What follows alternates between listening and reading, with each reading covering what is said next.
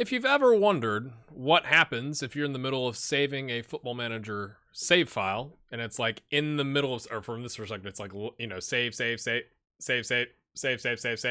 it's almost across, but it's like halfway there, and then the power goes out, and you lose, you know, power to your PC. What happens? This is what happens. So this video is to explain why there's going to be a smidgen of a break on the channel in terms of content. This is not a, I'm going away. It's not that.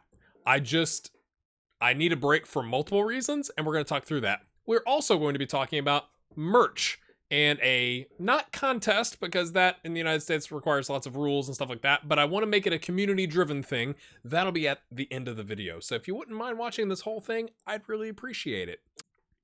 So going back to this, if you extend my finger over to the other side of the screen, to the right of that nasty little load game, the save game cannot be loaded box where it says Grey Hair Gaming, Cabintilly, Basel. So I was smart enough to have saved a file when we found out what the tie was. Good thinking. I tend to oversave. I feel like I have save files. Like when I do the end of season awards, I have a separate save file for that. So I save it in the regular save, and then I save the end of season awards so I can go back to it quickly, but then I keep moving on the regular save, if that makes sense, to go through the transfer window, stuff like that. So I did it in this instance. And essentially, while the save, I click save, I played 7 games, okay? So I click save, because I was literally about to go downstairs and make some popcorn, because I was hungry. And the save bar is going across the top of the screen like this. It's like, you know, whatever, a third or a halfway across. Power goes out. And if you're curious what happens with that, your save file goes from what should have been like 250 meg, if I look at the other ones that I've got in the Cabintilly save, to 25. Which, I mean, that's not Football Manager's fault. That's the power going out to my computer in the middle of saving a file's fault. And I don't have an uninterrupted power supply battery thing, which maybe I should buy. That was suggested to me in the Discord by some of our awesome community members. So, yeah. I haven't lost the save. That's the good news. I've lost 7 games of playing time and some recording stuff that I don't really want to redo, to be completely honest with you. I've already recorded it, and I think there's a way for me to, the skin I have loaded has an instant result button, and so essentially I can save up to the point of the game and do an instant result to, it won't be the exact same in terms of the number of goals scored or whatever, but, right, if we played I think one of the games was an FAI Cup, I don't know if it was the quarterfinal or the thing before the quarterfinal or whatever, I can get the same result, right? If it was a win, I can get a win. If it was a draw, I can get a draw, right? So that situation. And obviously I don't want any like weird, you know, that this player got injured when, you know, when they didn't, when I played through the first time. So that we lost 7 games, including a continental draw, and there's really no way to fix that. Like, I can't get the exact same draw. Theoretically, I could get the exact same draw, but the amount of retrying that it would take would be absolutely insane, because right where I currently have the save file, there are still games to be played in whatever Champions League qualification and I guess Europa League qualification and whatever. And so whoever wins those games ends up in the various draws, and then you have the actual draw, which is theoretically random, right? And so getting the exact same draw is going to be impossible. I also, because we're doing international management, lost call-ups for the first UEFA Nations League game against England. I called up, this one's frustrating because I actually I'm going to have to play the game, because I called up, spoilers, 6 players for their first like cap tying cap. I started 3 of them and I rotated the other 3 in. So I'm going to have to redo that, because if you leave it up to the AI, they're not going to rotate in those 3 uncapped players. Like, there's no way for me to force that to happen. So I've got to replay that and then do all the other things. On top of that, my hard drive that I have all my save files on is full. And so I can't vacation the current experiment series into the future without deleting some of the files. And I need those files to look at the current and potential ability of the players when they were players, right? So I've got 40 years of that I have to go through. I'm going to record like looking at year 1, right? So you're getting an authentic reaction to that, right? And then we'll take a look at, I don't know, maybe every 5 years or something like that, and getting authentic reactions to those. And then I can go through, and then Andrew C in the community has this amazing spreadsheet that details out like all the attribute changes of the players over their entire careers. Kind of impressive. I'm going to add it to that. He shared a private link so I can make modifications to it, stuff like that. But I got to do that. I also have promised you a new experiment in May. I also need a vacation. I've been on YouTube for like something, I did the math, it was like 845 days or 46 days maybe by now. And I put out over 900 something videos. I haven't, I mean, I've had a vacation in those 2 years, or 2 years and 4 months, but I've not had like a full disconnect. And so that's what I'm going to do. I kind of need it. I need a break. It's just extremely poorly timed because the break was already like on calendar. My family and I have plans. So in a perfect world, I would have already had all my content set up when I was going to be gone. I could just not reply to comments and I could just let it roll and you all would still get your daily dose of GHG.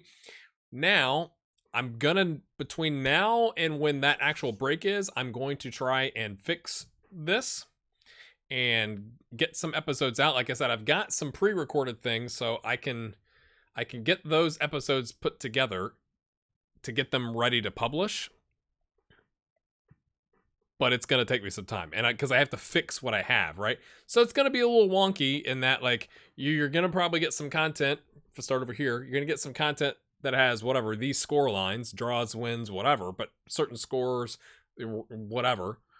And then there's going to be this, like, jump where all of a sudden our continental draw is different, and the scores look different, but I'm going to try and get the same exact result. Not exact results, the same, you know, like I said, win, loss, draw, whatever it is. So that's going on. I was just, honestly, Sunday was kind of a crap day. So my wife and I were supposed to have a date lunch / afternoon, because we haven't had like a date night in like over a month. Arranged to have the kids with the grandparents, and not only did we not get to do that because my wife came down with a fever and was in bed all day, when I went to pick my son up, my father-in-law said, because he'd taken him to a baseball game, it was almost as boring as soccer. And that really bothered me. It still really bothers me. It's been 2 days now, and it still really bothers me a whole lot. Because I don't care if you want him to like other sports. That's fine. I don't care if you want to teach him to like use tools to build things. I don't undermine those things. Those aren't my skill sets. I don't love baseball, but I don't sit here and go like, baseball's stupid, or, you know, working with your hands is stupid. I don't do that. And it felt like an attack on me as a dad.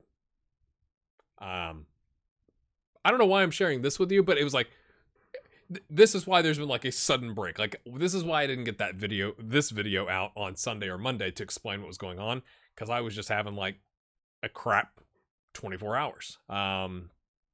You know, it's like, so all that's going on, and then I'm trying to get some stuff done for the channel, and then the power goes out, and it's just kind of like, can I start my vacation now? Like, that'd be really good. So we're just dealing with some stuff, and I wanted to explain, because this is going to come out, I guess, I don't know if I'll get it up to Tuesday or Wednesday, but I wanted to explain why there's going to be a gap. Like, this is going to come up, and it's probably going to be a couple days, if not like a week, before content comes out. So that is the most terrifying thing as a YouTuber, to be completely honest with you. Especially one that is supported by an amazing group of patrons. I think they understand, but, you know, it's like, hey man, you say you're going to have an experiment series out. We're supporting your content. You're not putting out content. I would hope you would understand, like, in doing that, whether you watch ads or you watch my content, that you are also supporting me taking a break from time to time. And this is the first one I've really taken like a significant break. it's still terrifying as a YouTuber. So I'm not putting this out as like, oh, pity me. I'm not. I'm not. I don't know. I get paranoid about all these things. I get paranoid about saying thank you too much, and I get paranoid about this coming across as like some sort of appeal to like, oh, woe is me. I'm not saying that. I'm just trying to explain the scenario as to what's going on and as to why there's going to be a gap. Okay, I'm just looking at my notes here. That's what's going on there. Merch. We are going to be launching some merchandise at some point in the future. Real specific, yes. What I need, overarching view, this is kind of hilarious. It's just throwing me off. Like whatever you want to call that face.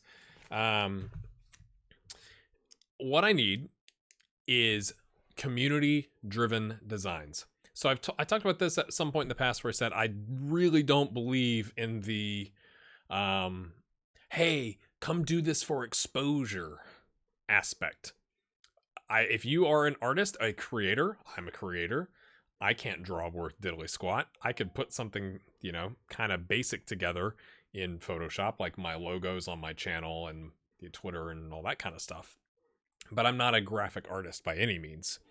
So it'd be like if somebody came to me and was like, hey, we're going to do this and, you should do it for free and it's a lot of work and we'll do it for exposure. I don't believe in that. I believe in compensating people for their time. I want to run my channel as a business. And so I'm not sure. I can't run a contest, I don't think, because there's rules in the United States about contests. So I've got to figure that out. But what I'm looking for is community-driven designs. So I don't know if it's something where we get, if you send designs to me and we put them out for a community vote and then the top vote getter gets some form of compensation. Because the other thing is like, it's not like we're raking in tens of thousands of dollars a month. So there's I can't promise up front a certain amount of payment. So I'm not sure what to do there. So this part is more of a call for help in terms of what do you think we should do in terms of how to compensate the people that are involved? Because what if you do a lot of work on a design and then the community doesn't vote on it? That kind of feels a little icky. And then if the community votes on your design, how do we compensate that person for that? So I need your ideas on how to do that. And then secondly, if you are an artist of some variety and you want to put together something that you think would look good on a t-shirt, let's do it. I'm going to be I've already done my research and got a test store set up with Teespring because they do lots of stuff. They do t-shirts and mugs are the things that we are going to start out with. You can do t-shirts, you can do long sleeve t-shirts. They got all kinds of things, but the things that I have tested, thank you to a couple people in the Discord/Patreon community who were nice enough. Pekka Wickerman was one of them. Oh, hold on. Because I want to say thanks, an actual thanks. And then, I can't remember.